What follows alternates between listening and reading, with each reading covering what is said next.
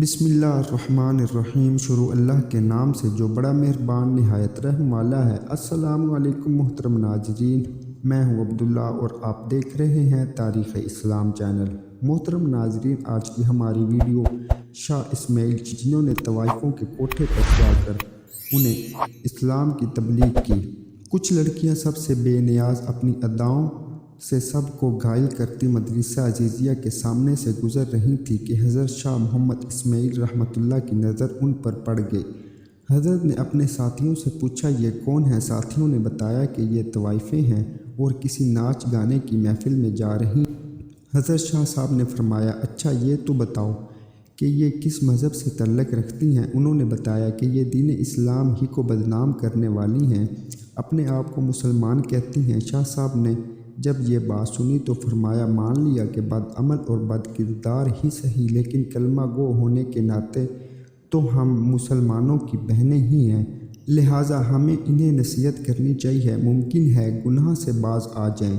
ساتھیوں نے کہا، ان پر نصیحت کیا، خاک اثر انہیں نصیحت کرنے والا تو الٹا خود بدنام ہو جائے گا۔ شاہ صاحب نے فرمایا، تو کیا ہوا، میں تو یہ فریضہ ادا کر کے رہوں گا، خواہ کوئی کچھ سمجھے۔ ساتھیوں نے عرض کیا، حضرت آپ کا ان کے پاس جانا مصلحت نہیں ہے، آپ کو پتہ ہے کہ شہر کے چاروں طرف آپ کے مذہبی مخالفین ہیں جو آپ کو بدنام کرنے کا کوئی موقع نہیں چھوڑتے۔ آپ نے فرمایا، مجھے ذرا برابر پرواہ نہیں ہے، میں انہیں ضرور نصیحت کرنے جاؤں گا۔ اس عزم کے بعد آپ نے تبلیغ و حق اصلاح کا عزم لے کر گھر تشریف لائے، درویشانہ لباس زیب تن کیا اور تن تنہا نائکا کی حویلی کے دروازے پر پہنچ کر صدا لگائی، اللہ والیوں دروازہ کھولو اور فقیر کی صدا سنو۔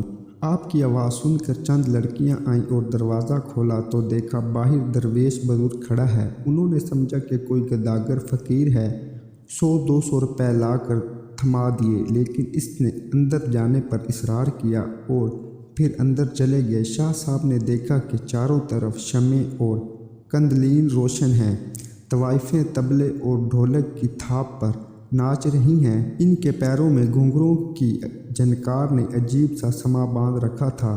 جو ہی نائکا کی نگاہ اس فقیر بے نوا پر پڑی، اس پر ہیبت طاری ہو گئی۔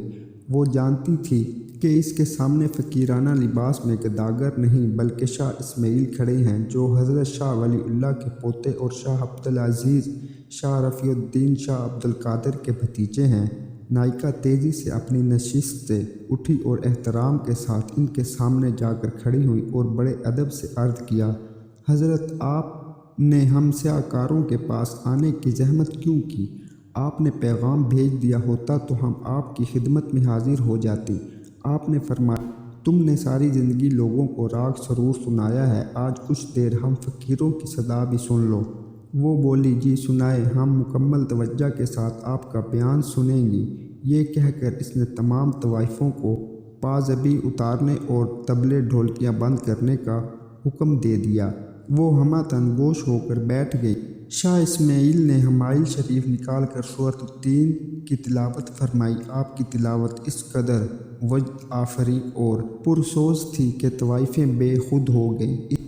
اس کے بعد آپ نے آیات مبارک کا دل نشیں رواں ترجمہ بیان فرمایا۔ یہ خطاب زبان کا کانوں سے خطاب نہ تھا بلکہ یہ دل کا دلوں سے اور روح کا روحوں سے خطاب تھا۔ یہ خطاب دراصل اس الہام ربانی کا کرشمہ تھا جو شاہ صاحب جیسے مخلص درمندوں اور امت مسلمہ کے حقیقی خیر خواہوں کے دلوں پر اترتا ہے۔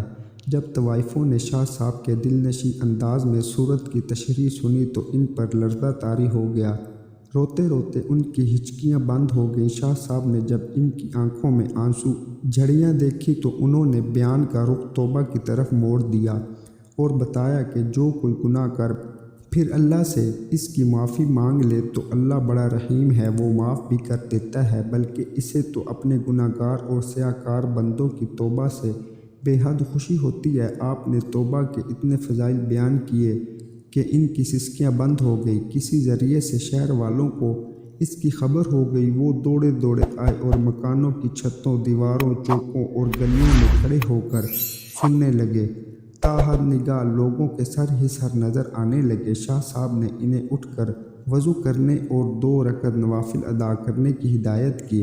راوی کہتا ہے کہ جب وہ وضو کر کے قبلہ رخ کھڑی ہوئی اور نماز کے دوران سجدوں میں گری تو شاہ صاحب نے ایک طرف کھڑے ہو کر اللہ کے سامنے ہاتھ پھیلا دیے اور عرض کیا، اے مقلب القلوب، میں تیرے حکم کی تعمیل میں اتنا کچھ ہی کر سکتا تھا، یہ سجدوں میں پڑی ہیں، تو ان کے دلوں کو پاک کر دے، گناہوں کو معاف کر دے اور انہیں آبرومند بنا دے، تو تیرے لیے کچھ مشکل نہیں، ورنہ تجھ پر کسی کا زور نہیں۔ میری فریاد تو یہ ہے کہ انہیں ہدایت عطا فرما، انہیں نیک بندیوں میں شامل فرما۔ ادھر شاہ صاحب کی دعا ختم ہوئی اور ادھر ان کی نماز۔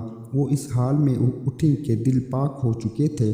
اب شاہ صاحب نے عفت مآب زندگی کی برکات اور نکاح کی فضیلت بیان کرنی شروع کی اور اس موضوع کو اس قدر خوش اخلاقی سے بیان کیا کہ تمام طوائف گناہ کی زندگی پر افسوس کرنے لگی اور نکاح پر راضی ہو گئیں۔ چنانچہ ان میں سے جوان عورتوں نے نکاح کر لیے اور جو بوڑھی تھیں انہوں نے گھروں میں بیٹھ کر محنت مزدوری سے گزارا شروع کر دیا۔ کہتے ہیں کہ ان میں سے سب سے زیادہ خوبصورت موتی نامی خاتون کو جب اس کے سابقہ جاننے والوں نے شریفانہ حالت اور سادہ لباس میں مجاہدین کے گھوڑوں کے لیے ہاتھ والی چکی پر دال پیستے دیکھا تو پوچھا، وہ زندگی بہتر تھی جس میں تو ریشم کے ملبوسات میں شاندار لگتی، یا یہ زندگی بہتر ہے جس میں تیرے ہاتھوں پر چھالے پڑے ہوئے ہیں؟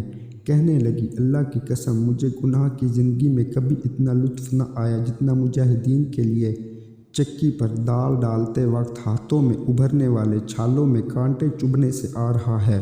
میرے پیارے عزیز دوستوں، انسان حد سے زیادہ کمزور ہے، کب کسی آزمائش سے دوچار ہو جائے پتہ ہی نہیں چلتا، لہٰذا ہمیں وقت، موت و حیات کے فتنوں سے پناہ طلب کرنی چاہیے۔ اس پیغام کو دوسروں تک پہنچائیے تاکہ اللہ کسی کی زندگی کو آپ کے ذریعے بدل دے۔ اللہ پاک شاہ اسماعیل رحمۃ اللہ علیہ کی قبر پر کروڑوں رحمتیں نزول فرمائے، آمین ثم آمین یا رب العالمین۔